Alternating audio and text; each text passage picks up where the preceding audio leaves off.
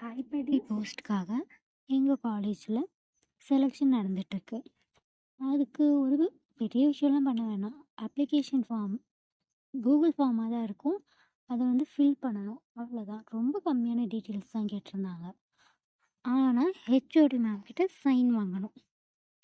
இதுதான் பெரிய ப்ராப்ளம். காலையில் எனக்கு ஒரு பொண்ணு ஃபோன் பண்ணி இன்னொருத்தவ வந்து லெட்டர் எழுதணும், உன்னால் எழுதி தர முடியுமா அப்படின்னு கேட்டா. ஐ மீன், இன்னொரு பொண்ணு அவகிட்ட கேட்டிருக்கா லெட்டர் எழுத சொல்லி. அவள் என்னடானா அதை என்கிட்ட அப்படியே ரீடைரக்ட் பண்ணி விட்றதுக்காக என்கிட்ட ஃபோன் பண்ணி கேட்குறா. என்ன விஷயம்னா இதே தான்.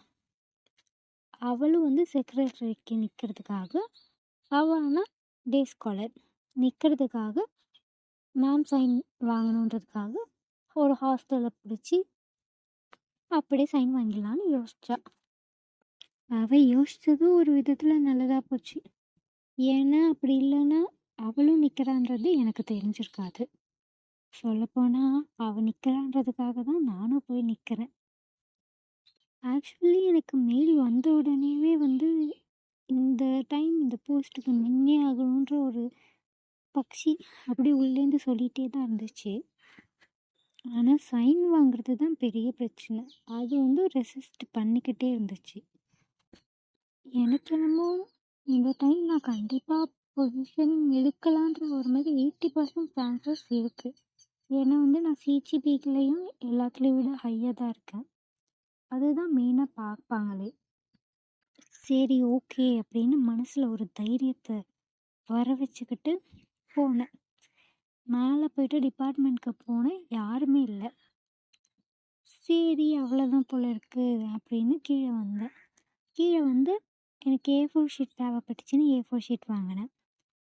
அப்போ வந்து வேற ஒரு அக்காவை வந்து நான் பார்த்தேன்.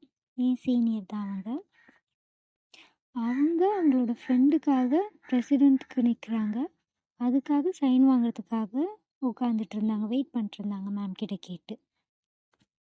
நான் அவங்க கையில் இருந்த லெட்டரை பார்த்துட்டு சரி உங்ககிட்ட பேச்சு கொடுத்து பார்ப்போமேன்னு போய் பேசினேன். அவங்களும் சொன்னாங்க. அப்படியே அவங்க கூடயே ஜாயின் பண்ணிக்கிட்டேன்.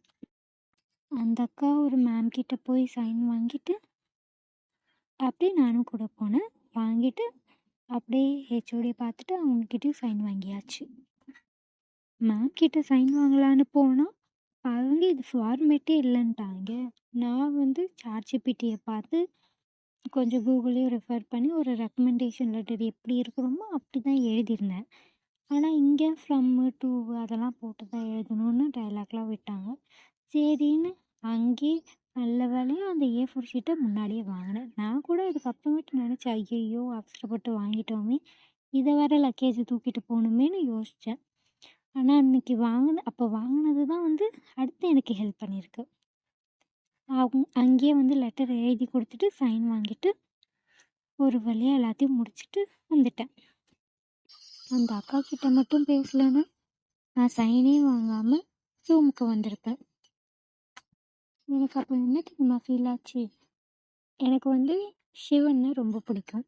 அவரே வந்து நீ போடா தங்கம், நீ தைரியமாக போ, நான் பார்த்துக்கிறேன், நீ போனால் மட்டும் போதும், மற்றதெல்லாம் வந்து தானாக வர்ற மாதிரி நானே உனக்கு பண்ணி கொடுக்குறேன், அதை யூஸ் பண்ணால் மட்டும் போதும் அப்படி நேராக வந்து சொன்ன மாதிரி தான் ஒரு ஃபீலிங்காகவே இருந்துச்சு எனக்கு. நம்ம வாழ்க்கையில் நடக்கிற சில எதிர்பாராத விஷயங்கள் நம்மளோட இலக்கை நோக்கியே செல்ல வைக்கும்ல, அந்த மாதிரி தான் இன்றைக்கும் எனக்கு நடந்திருக்கு. நம்ம ஒரு விஷயத்த நம்பிக்கையோடு செய்ய ஆரம்பித்தோன்னா எல்லாருமே தெரிஞ்சோ தெரியாமலோ நமக்கு உதவி செய்ய ஆரம்பிப்பாங்க. ஸோ ரொம்ப யோசிக்க வேணாம், நமக்கு பிடிச்சத செய்ய ஆரம்பிக்கலாம். டாடா, பாய் பாய்.